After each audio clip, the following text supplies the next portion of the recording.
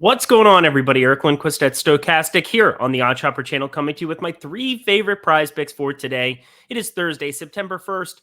We're getting closer to fall. Ooh, that means football. It's definitely football. Definitely check out Matt Kajewski's videos over here at Odd Chopper, one of the sharpest dudes in the entire industry when it comes to the college sports. Him and Ben Raza with their Betting You podcast, with all of the great video on demand stuff that they have going. Make sure you check that out because Thursday is now a football day. It's good to have it here. Plus, Saturday's going to be a gigantic slate. So looking forward to it. Hit that like button, though, subscribe button, and notification bell as we get going. I tried to get this video out a little bit earlier because there's only 3 games in the night window. And to be honest, I don't see a whole lot that I'm in love with over on PrizePicks. So I'm going to be getting to some afternoon stuff that you're going to have to get to pretty darn quickly. So we're going to talk through these situations, but use promo code AWESEMO. That's in the top right corner of your screen. Still promo code AWESEMO, despite the name change here to Stochastic. So get up to $100 first match deposit bonus. So you deposit 20, you get 20 back. You deposit 50, you get 50 back, so on and so forth. But try to get all 100 because that'll go a long way for you over at PrizePicks. The best spot to go put props into play daily. So let's jump on over here to the board here. And I am going to be playing some strikeout stuff, and this is what I'm getting at. We have just over 3 hours to be able to get involved in this play. Clayton Kershaw, I want more than 4 strikeouts for him, and this is his first return off the IL. Let me just say, the Dodgers are like 90-36, I believe is the exact number. 91 they won yesterday. So, there was no reason to push Clayton Kershaw at all to return. So I assume he is 100% healthy. On Saturday, he threw in a sim game 70 pitches.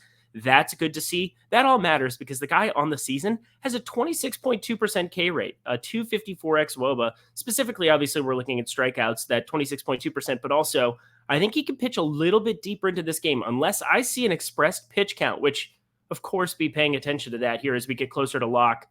I think he's live for like 85 pitches, and that is good enough for me going up against the Mets, where I think that could definitely be a positive here for Clayton Kershaw. There's some 3.5s lingering at other places, but the 4 number I still really like. We have him projected north of 5 over at Odd Chopper, 5.1 strikeouts. So a full strikeout difference is a large number to be getting. Obviously, you're going to run into some 4s where you push this one a little bit, but considering the median projection would be 5.1, I like getting to the over of 4. That's for sure. So that's going to be play number 1. Play number 2 is in this exact game, and it is less than 5 strikeouts for one Chris Bassitt. And this Dodgers team, I mean, you just go through the gamut with a couple of these guys, and you get Gallo probably in this lineup. That's a huge strikeout boost for him, which is why I think this number sits around 5, because otherwise you get Lux, Turner, Betts, Smith, Freeman, all of those guys strike out less than 20% of the time. You're going to get Gallo. If he's batting 5th, that's a little bit of an upgrade for Bassitt. But if you get him batting 7th, and then you have Cody Bellinger batting 9th like he has been, those are your 2 biggest strikeout bats you're looking at with Chris Bassitt on the mound. And only a 22.8% K percentage on the season, coming off an outing where he's pitching deeper into some of these games. He's had 7, 8, 7 and a third innings, but he's also only eclipsed the 5 strikeout mark one time in his last 5 games, it would be. So one time in his last 6 games, excuse me. So this feels like a top end kind of situation where against the Dodgers, do you really want to be tangoing with 5, him hitting like the 6, 7 strikeout mark? I really don't. Last outing, just 1 with a ton of ground balls getting just hit a lot more against him. I don't really know what to say. 5 just seems like a very aggressive number. So I'm going to be shorting that one. Less than 5 strikeouts, play number 2. And finally, we're going to pitcher fantasy scores. So I didn't really like the 30.5 for Chris Bassitt. I thought 5 strikeouts shorting that one made a little bit more sense than going to 30.5. But there's one pitcher here that I am going to be shorting. And it's sad to me because I do like him to win this game. But there's a ton of juice and whatever. We won't get into that. We're going to get less than 42.5 here for Shane Bieber. And going up against Baltimore, you've got a lot of these young prospects that you have to kind of make some assumptions on based on some of their AAA numbers. Specifically, we just got Gunnar Henderson here, the best hitting shortstop prospect in a very, very long time. Getting called up, hits a home run immediately. Lovely flowing locks of hair. But he's from the left side. You get another guy that they called up in Kyle Stowers, who's going to be from the left side. You get obviously Cedric Mullet's from the left side, but he only has an 18.1% K percentage. But specifically those other 2, Shane Bieber has been unbelievable against lefties on the season, a 2.75 xFIP and a 28.1% K percentage.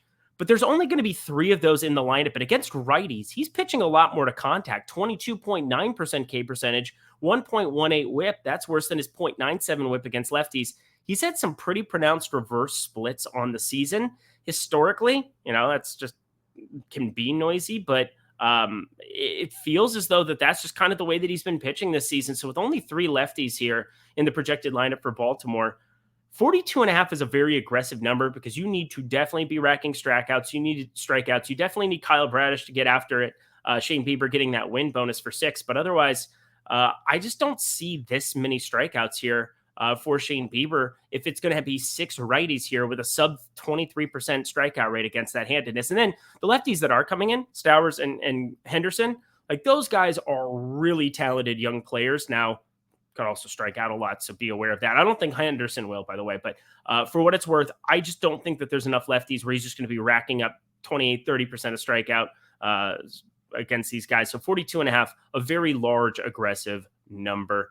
I don't know why I said it like that. Phrasing, Eric, phrasing. But those are my 3 plays for today. Make sure you get those in fast here. Clayton Kershaw over of 4 strikeouts, the less than 5 strikeouts for Chris Bassitt, and the less than 42.5 projected fantasy score. I guess I should also let you guys know he's projected for 35 fantasy points over at Stokastic. That seems like an important thing to throw in. So we have a 7.5 fantasy point disparity here on Shane Bieber. If you're looking for some afternoon action, really there's not a lot on the board. It's pretty much that 4:10 start time, Pacific time, 7:10 for you regular East Coasters. That's for sure. But I just didn't see a whole heck of a lot that I wanted to invest in. I started considering the tangoing of Spencer Strider under 43.5, and then I just realized I needed to log off because we're not going to do that. He is unbelievable. And the mustache and the stance, you can't bet against Spencer Strider. So use promo code OSMO. Get $100 first match deposit bonus on these plays. Make sure you get them in quick. Make sure you get them in fast. 4:10 p.m. Eastern time, 10:10 p.m. Pacific time. You're in the central time zones, you guys figure it out. You can get it done. You guys know time zones. But I'm Eric Lindquist. Best of luck in the MLB streets this Thursday.